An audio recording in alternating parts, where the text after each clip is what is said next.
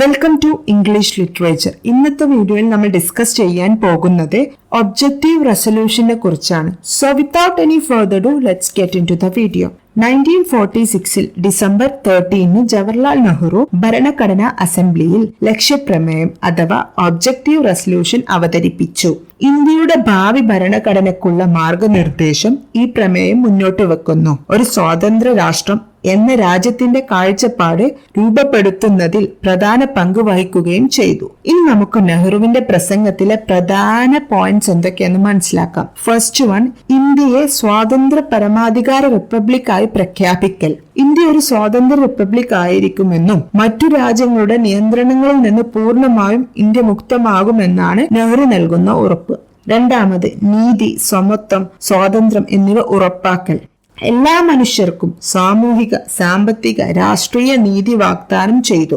സംസാര സ്വാതന്ത്ര്യം, ആവിഷ്കരണ സ്വാതന്ത്ര്യം, വിശ്വാസം എന്നിവ ഉൾപ്പെടെയുള്ള അടിസ്ഥാന അവകാശങ്ങൾ ഇത് ഉറപ്പുവരുത്തി. ഇനി മൂന്നാമതായി, ന്യൂനപക്ഷങ്ങൾക്കും ദുർബല വിഭാഗങ്ങൾക്കും സംരക്ഷണം. ജാതി, മതം, ലിംഗഭേദമില്ലാതെ എല്ലാ ആളുകൾക്കും തുല്യ അവകാശങ്ങളും അവസരങ്ങളും ഉണ്ടായിരിക്കുമെന്ന് നെഹ്റു ഉറപ്പു നൽകുന്നു. അതുപോലെ ന്യൂനപക്ഷങ്ങൾ, പിന്നോക്ക വിഭാഗങ്ങൾ, ഗോത്ര സമൂഹങ്ങൾ എന്നിവ സംരക്ഷിക്കപ്പെടുമെന്നും പ്രമേയത്തിൽ ഉറപ്പു നൽകുന്നുണ്ട്. ഇനി നാലാമതായി, ജനാധിപത്യത്തിന്റെയും ക്ഷേമ രാഷ്ട്രീയത്തിന്റെയും പ്രോത്സാഹനം. ഭാവിയിലെ ഭരണഘടന ജനാധിപത്യ തത്വങ്ങളെ അടിസ്ഥാനമാക്കിയുള്ളതായിരിക്കും. ഭരണത്തിൽ എല്ലാ പൗരന്മാർക്കും തുല്യ പങ്കാളിത്തം ഉറപ്പാക്കും. ദരിദ്രരെയും പിന്നോക്കാവസ്ഥയിലുള്ളവരെയും മുന്നോട്ടേക്ക് കൊണ്ടുവരുന്ന ക്ഷേമ രാഷ്ട്രീയമാണ് ഇതിലൂടെ ലക്ഷ്യമാക്കുന്നത്. ഇനി അഞ്ചാമതായി, ലോക സമാധാനവും സഹകരണവും. മറ്റു രാജ്യങ്ങളുമായുള്ള സൗഹൃദ ബന്ധം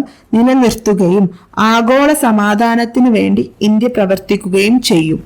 സോ ഇതൊക്കെയാണ് ലക്ഷ്യപ്രമേയത്തിലൂടെ ജവഹർലാൽ നെഹ്റു ലക്ഷ്യമാക്കിയിരുന്നത്. ഇനി നമുക്ക് ഈ ഒരു ഒബ്ജക്റ്റീവ് റെസൊല്യൂഷൻസിന്റെ സിഗ്നിഫിക്കൻസ് എന്താന്ന് നോക്കാം. ഈ ഒബ്ജക്റ്റീവ് റെസൊല്യൂഷൻ പിന്നീട് ഇന്ത്യയുടെ ഭരണഘടനയുടെ അടിസ്ഥാനമാവുകയും ഡ്രാഫ്റ്റിംഗ് പ്രോസസ്സിനെ ഗൈഡ് ചെയ്യുകയും ചെയ്തു. നീതിയുക്തവും മതേതരവും ജനാധിപത്യപരവുമായ രാഷ്ട്രീയമായിരുന്നു ഇതിലൂടെ നെഹ്റു ലക്ഷ്യമാക്കിയിരുന്നത്. ഈ ലക്ഷ്യപ്രമേയത്തിലെ പല തത്വങ്ങളും പിന്നീട് ഇന്ത്യൻ ഭരണഘടനയുടെ ആമുഖമായി മാറുകയാണ് ചെയ്തത്. സോ ഇൻ നട്ട്ഷെൽ നമുക്ക് എന്തു പറയാം?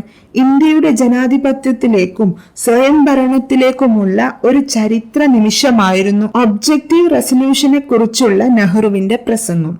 എല്ലാ പൗരന്മാർക്കും നീതി, സമത്വം, മൗലികാവകാശങ്ങൾ എന്നിവ ഉറപ്പാക്കുന്ന ഇന്ത്യൻ ഭരണഘടനയ്ക്ക് ദിശാബോധം നൽകുകയും ചെയ്തു എന്ന കാര്യത്തിൽ നമുക്കൊരു സംശയവുമില്ല. സോ ഇതൊക്കെയാണ് ഒബ്ജക്റ്റീവ് റെസൊല്യൂഷനെ കുറിച്ച് നിങ്ങൾ അറിഞ്ഞിരിക്കേണ്ട മെയിൻ പോയിന്റ്സ് എന്ന് പറയുന്നത്. ഇന്നത്തെ ഈ ഒരു വീഡിയോയിൽ നിന്ന് ഈ ഒരു ടോപ്പിക്കിനെ കുറിച്ചിട്ട് നിങ്ങൾക്ക് ഐഡിയാസ് ലഭിച്ചിട്ടുണ്ടാവും എന്ന് ഞാൻ വിശ്വസിക്കുകയാണ്. ഇനി നിങ്ങൾക്ക് ഫർദർ ഇൻഫോർമേഷനോ ഡൗട്ട്സോ ഉണ്ടെങ്കിൽ please let me know on the comment box. Now it's time to wind up today's video. If you like my videos, please consider supporting and thank you for watching.